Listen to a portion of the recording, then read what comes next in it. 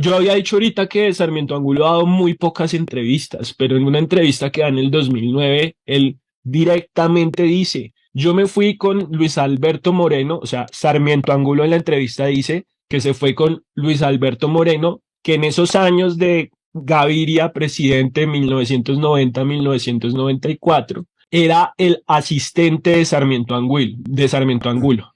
Entonces, Luis Alberto Moreno y Sarmiento Angulo se van a Chile a conocer cómo era el sistema de prestaciones sociales chileno, pensiones y salud. En toda esta historia hay que entender que en Chile, Chile es como el laboratorio de todas estas reformas económicas en América Latina y solo fueron posibles, ¿por qué? Porque había una dictadura. Entonces, en medio de la dictadura de Pinochet, en Chile se privatiza la salud, se privatizan las pensiones, se privatiza el agua, se privatiza todo, ¿sí? Y Sarmiento Angulo en la entrevista explica, nosotros nos fuimos a estudiar el sistema chileno de pensiones y salud. Y llegamos acá y le presentamos ese sistema a César Gaviria. Y ahí fue donde Sarmiento Angulo dice que conoció a Álvaro Uribe Vélez, senador. Y entonces prácticamente la entrevista dice, comprometimos al senador Álvaro Uribe Vélez de que defendiera esa reforma en el Congreso de la República. Y tal cual, ahí surge la ley 100 de 1993, ¿sí? Sí, Luis Alberto eso lo Moreno. hemos contado en este canal. Claro, porque es que prácticamente lo que le explica ahí es que yo fui el que le vine a decir a Gaviria que había que implementar esta ley 100. Y no lo implementa porque él estuviera convencido de que eso fuera una buena idea para el país, sino porque era un buen negocio finalmente. Porque entonces cuando uno se pone a ver qué pasa a partir de ahí. Y todo esto empieza por su pregunta y es que Luis Alberto Moreno, por ejemplo, es el típico ejemplo de lo que los académicos llaman la élite tecnocrática, ¿sí? Entonces, yo ahorita explicaba que hay todas estas reformas desde el Frente Nacional y que hay estas instituciones. Entonces, por ejemplo, Luis Alberto Moreno, después de que es asistente de Sarmiento Angulo, se vuelve ministro de Desarrollo Económico, después de que es ministro de Desarrollo Económico, pasa por diversas entidades y termina siendo presidente del Banco Interamericano de Desarrollo. Sí. Luis Alberto Moreno también estuvo involucrado en unos casos de corrupción cuando fue ministro de Desarrollo Económico de Gaviria. Uno se pone a ver y Álvaro Uribe Vélez no solo fue presidente, sino que y antes de ser congresista estuvo en Harvard estudiando, no sé qué. Juan Manuel Santos, antes de ser, bueno, después de todos estos ministerios, había pasado también por ciertas entidades multilaterales, la organización esta internacional del café. Hay muchos personajes Gaviria que en la OEA. Gaviria también en la OEA. Oye, toda esta gente ha estudiado en Harvard, ¿no? Porque este señor también, Luis Carlos Sarmiento Angulo, también estudió en Harvard, ¿no? Porque Carrasquilla. también tiene que ver con cierta manera de entender la economía. Entonces, mucha de esta élite tecnocrática ha pasado prácticamente por las mismas escuelas académicas. O sea, eh, prácticamente hoy todos han pasado por la Universidad de los Andes. Entonces, digamos, el tránsito normal es como que ser decano de economía de los Andes, pasar como a ser ministro de Hacienda, han sido varios. Algunos pasan también por el Banco de la República y muchos han pasado también por entidades multilaterales, Banco Mundial o Fondo Monetario Internacional. Lo clave ahí es que todos piensan más o menos igual, entonces Claro, se, por eso están ahí. se entiende la economía de cierta manera y muchas veces cuando se plantean ciertos problemas económicos desde otras perspectivas dicen eso no es economía y eso es problemático, pero eso tiene que ver también con esa manera de capturar el Estado, ¿sí? Porque entonces, para yo poder ocupar esos puestos de poder, tengo que pensar de cierta manera, tengo que haber salido de ciertas universidades y en algunos casos tengo que haber trabajado en ciertas entidades multilaterales. El mismo Iván Duque, pues también trabajó, si no estoy mal, fue en el BID, ¿sí? Entonces, tiene que ver con eso, con esa, digamos, con ese, lo que los mismos tecnócratas llaman el know-how, ¿cierto? Entonces tienen que haber pasado por esas instituciones como para validarse como que son aptos para tener esta clase de puestos. Claro, porque hay... Pues entonces la ley 100 del 93 sale, ¿no? Prácticamente al año siguiente es que Sarmiento Angulo funda el Fondo de Pensiones Porvenir. En el 96 es que compra el Banco Popular. Ernesto, en ese momento era Samper el presidente y fue el único proponente, o sea, prácticamente como que Ernesto Samper pone el banco en venta y el único que dice yo lo compro fue Sarmiento Angulo, o sea, así, eso normalmente pues son compras pactadas, como que muy probablemente y ahí es donde es importante tener funcionarios de mi nómina en instituciones públicas para tener, digamos, monopolio de información privilegiada.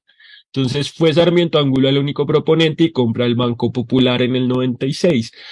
96-97 es que se consolida ya el Grupo Aval. Entonces Sarmiento Angulo mete como todos sus negocios financieros bajo la sombrilla del Grupo Aval. Pero insisto en una cosa, el Grupo Aval no es toda la organización Sarmiento Angulo. Hay empresas por fuera del sector financiero que también hacen parte del Grupo Aval. Entre el 98 y el 99, cuando estalla la crisis económica y aprovechándose de esa crisis económica, es que Sarmiento Angulo compra a un montón de corporaciones financieras, Corfi Andes, Corfi Santander, Corfi Valle, ¿sí? En medio del gobierno de Andrés Pastrana y consolida lo que termina convirtiéndose en Corfi Colombiana. Eso es posible también porque pues sus relaciones con el gobierno, porque adquirir esas posiciones dominantes sin que haya, digamos, una institución de control que le diga, hey, los monopolios son problemáticos, solo son posibles pues con la ayuda de las instituciones públicas. Entonces, ya a finales de los 90, cuando estalla la crisis económica del 99, pues Sarmiento Angulo ya tenía una posición dominante en el sistema financiero que se refuerza en el momento en que el gobierno de Pastrana con Juan Manuel Santos siendo ministro de Hacienda, toma la decisión de rescatar a los bancos con dinero público, pues porque finalmente lo que hoy es el 4 por mil, que en ese momento era el 2 por mil, fue una decisión de tomar dinero de los contribuyentes para salvar a los bancos que pues prestaron de manera irresponsable. Finalmente, un banco también puede no prestar plata, ¿ya? Y entonces, normalmente cuando estallan estas crisis financieras, siempre es responsabilidad del banco que por probablemente avaricia presta dinero a personas que no le iban a poder pagar. Sí, así pasó también con la crisis mundial del 2008. Muchos bancos le prestaron a mucha gente los bancos tenían la conciencia que no iban a poder pagar.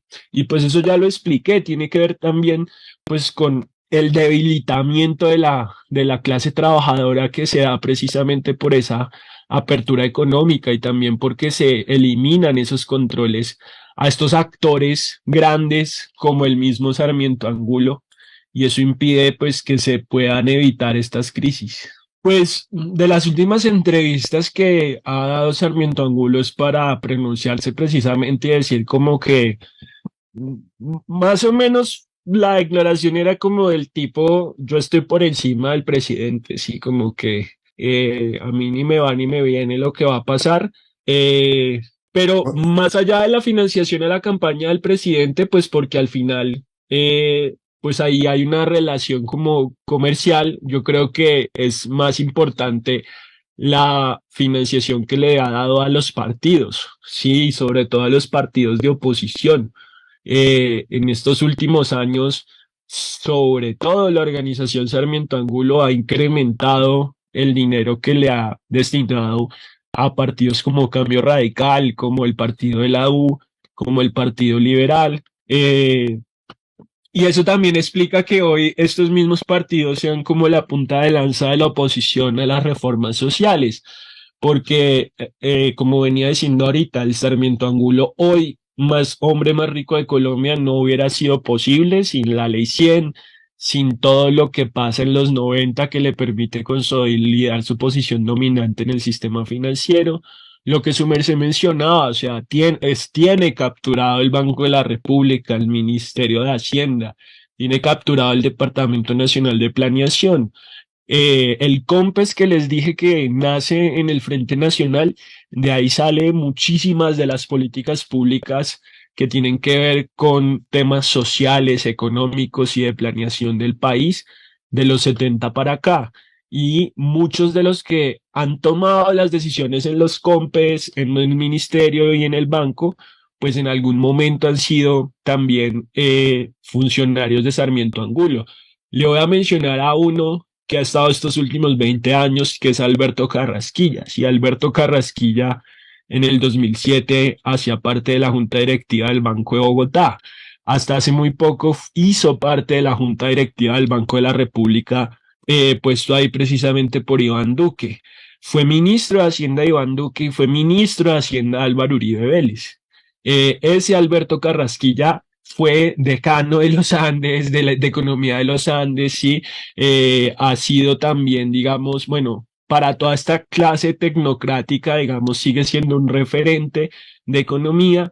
Y Alberto Carrasquilla se ha enriquecido también con el Estado y de la mano también de las empresas de Sarmiento Angulo. Entonces, todos, bueno, muy probablemente muchos de los que nos están escuchando saben que fueron los bonos del agua y los bonos del... No he visto ese programa, pero muy seguramente contaron que Carrasquilla construye una empresa que se llama Configura y que es a través de esa empresa que él amasa más de 14.000 millones de pesos en estos últimos años.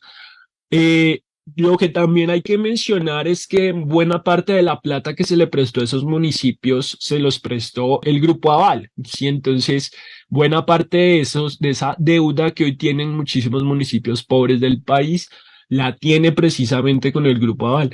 Y eso no hubiera sido posible si Carrasquilla, siendo ministro de Hacienda de Uribe, no hubiera modificado las leyes que permitieron que estos municipios pobres se endeudaran a futuro con vigencias futuras. ¿Y con quienes se endeudaron? Pues con Sarmiento Angulo.